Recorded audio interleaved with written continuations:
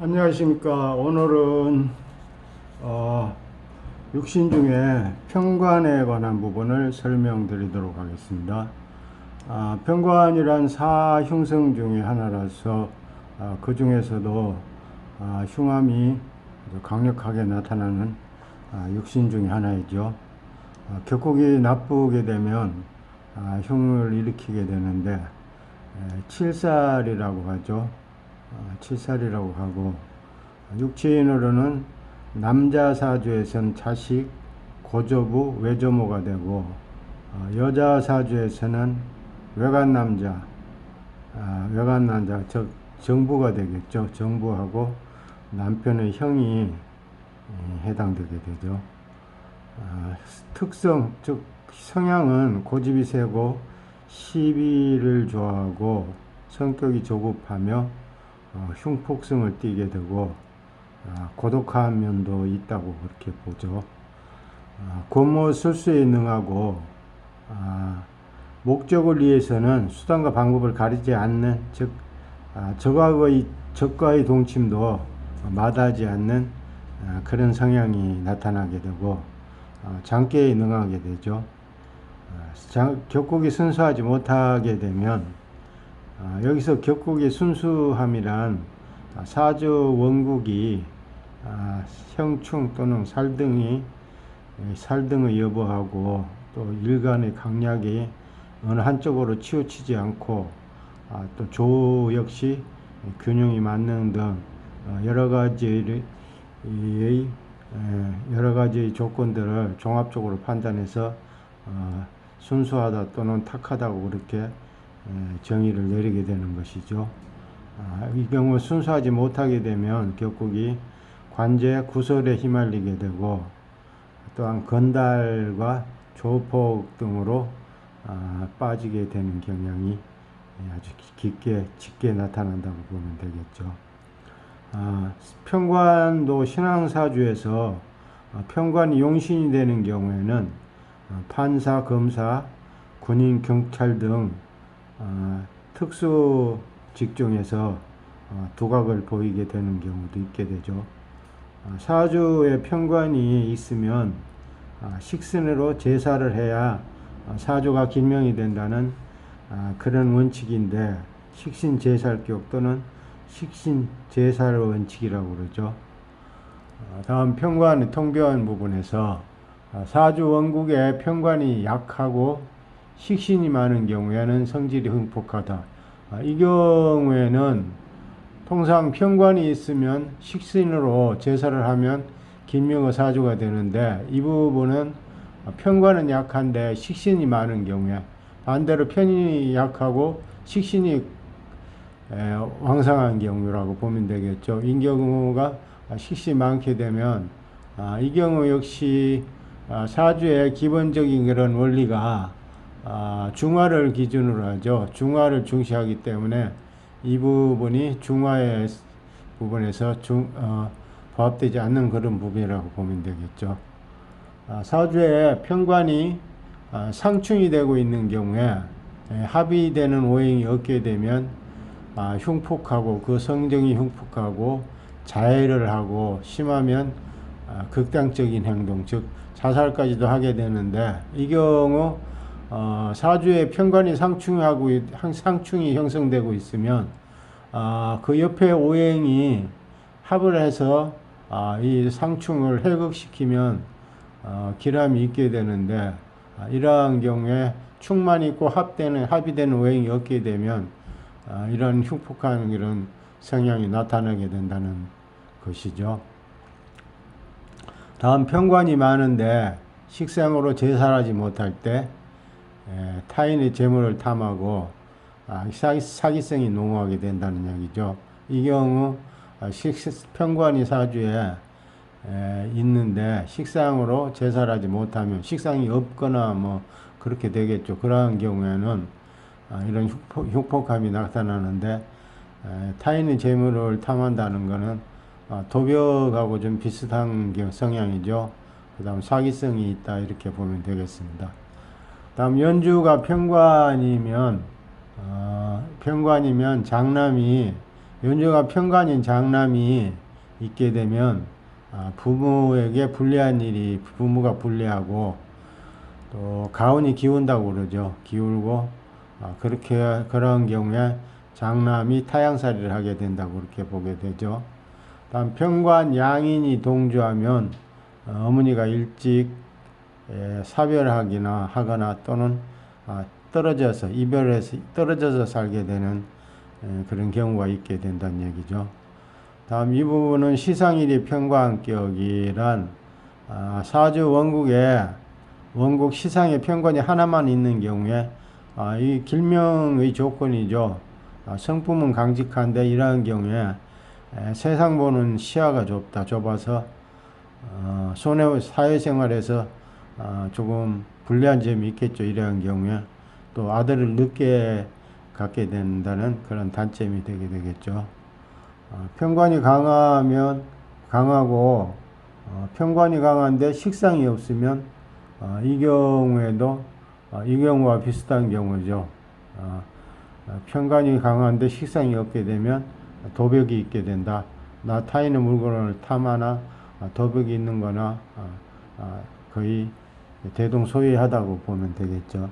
다음 편관이 있으면 총명하고 의협심이 있고 결단력이 있는데 식상이 약하고 인수가 있는 경우에는 편관이 있으면 이러한 단점들이 있는데 총명, 의협심, 결단력이 있는데 식상이 약하고 인수가 있게 되면 사주에 학자풍모라 즉 겉은 보이는 모습은 그럴듯한데 실속이 없고 빈천하다고 그렇게 보는 것이죠. 다음 일지에 편관이 있으면 일지가 편관인 경우에는 총명하고 성질이 조급하고 이 경우 12연성이 묘지와 동조하게 되면 매사에 근심이 많게 되죠. 이러한 경우에 임진 또는 개미일주 같은 경우 일주가 편관이 되죠. 일지가 편관이 되는 경우인데 이러한 경우에는 매사에 근심이 많아서 생활 일상이 썩 즐겁지는 못한 그런 경우라고 보면 되겠죠.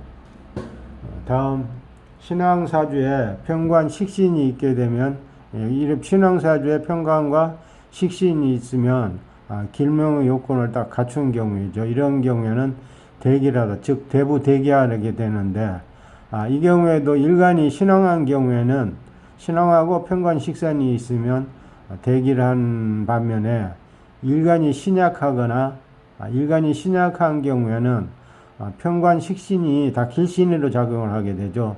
따라서 일간이 신약한 경우에는 편관 식신이 그렇게 큰 의미가 없게 되는 것이고 또한 식신이 과다한 경우에도 일간은 신앙하고 신앙사주라고 해도 또한 편관이 있고 식신이 과다한 경우 3개 이상이죠. 과다한 경우에도 역시 빈천한 사주라고 그렇게 보면 되겠죠. 이 경우 역시 중화라는 그런 원리하고 부합되는 그런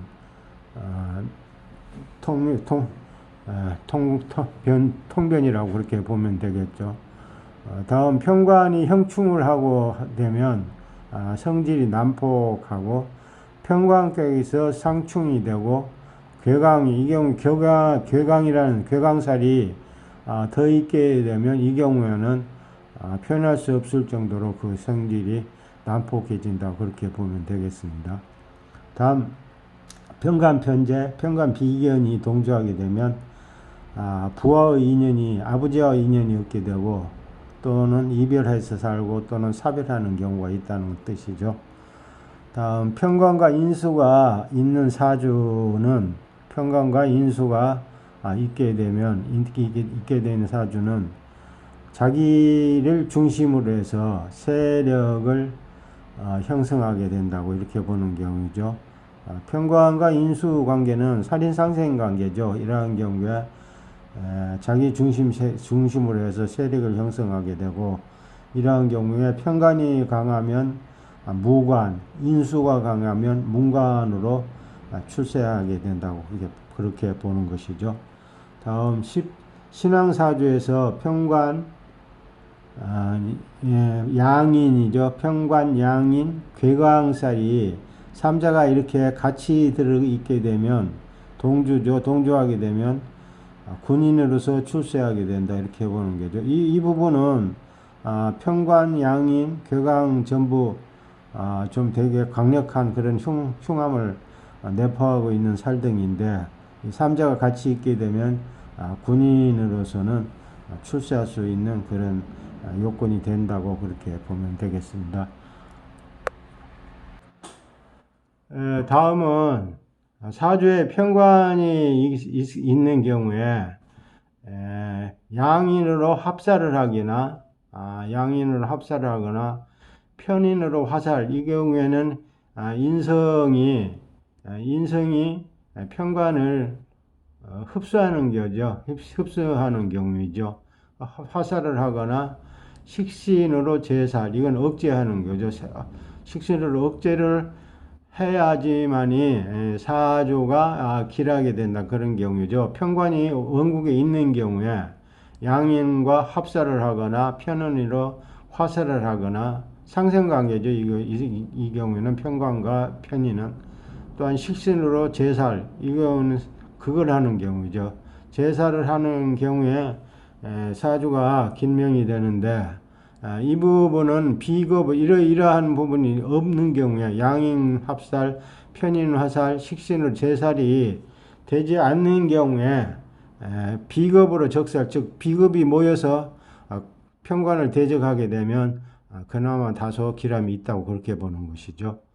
이러한 경우에 이런 요건이 충족되어야 사주가 길명이 된다는 그런 뜻입니다. 다음 사주에 정관, 편관이 혼재하는 경우, 관살 혼잡이라고 그러죠. 편관과 정관이 혼재되고 있는 경우에 관살 혼잡이고, 이러한 경우에는 사주 주인공이 잔꾀에 능하고 호색다움, 즉 바람기죠. 이 부분 호색다움 하면, 다음이라는 경우에는 색정을 밝히는 것이죠. 밝히게 돼서 이로 인해서 또 재화가 속출되게 되는데, 이 경우에 합살유관, 합관유살이죠. 하면 길명이다라는 말은, 합살유관이란 살은 편관을 의미하고 관은 정관을 의미하죠. 따라서 합을, 다시 말해서 편관을 합을 하고 정관이 남거나 또는 정관이 합을 하고 편관이 하나만 남게 되면 길명이다 이렇게 보는 것이죠.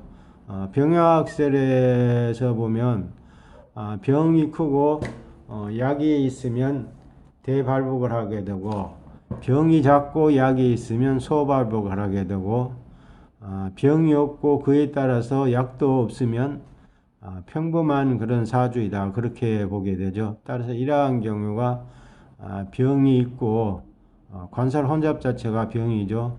다음 합관유살 또는 합살유관 또는 합관유살을 하게 되면 병을 하나를 없애게 되는 경우죠. 따라서 이러한 경우에 길명이 되는 경우고, 마찬가지입니다. 식살 제살의 원칙이라는 경우에도 사주에 편관이 있게 되면 식상 또는 양인과 합살을 하거나 또는 편인으로 화살을 하게 되면 이것도 병이 있고 약이 있는 경우이죠. 이런 경우에 약이 있게 되면 사주가 길명이 사주가 된다고 그렇게 보는 것이죠. 다음에 사주의 편관이 공망이 되면 보통 이 남자의 경우에는 인덕이 없게 되고, 여자 같은 경우에는 남자와의 인연이 박복해서 재운팔자라고 그렇게 보게 되는 것이죠. 편관이 공망인 경우입니다. 다음 관살 혼잡이 되고 있는 경우에는 반드시 재운사주라고 봐도 무방하다는 그런 의미입니다. 관살 혼잡 사주는 필히 재운사주이다 이 경우이죠. 다음 대운 세운에서의 편관 작용입니다. 편관이 용신, 길신일 때는 남녀공이 결혼운이 있게 됩니다. 결혼운이 있게 되고, 또는 미혼 여성인 경우에 남자의 도움으로 사업을 하게 되면 기람이 있게 되는 거, 또한 등남운도 되고 취직, 승진, 영전 등의 운이 있게 되고 학생 같은 경우에는 시험운 또는 합격운 등이 있게 되겠죠.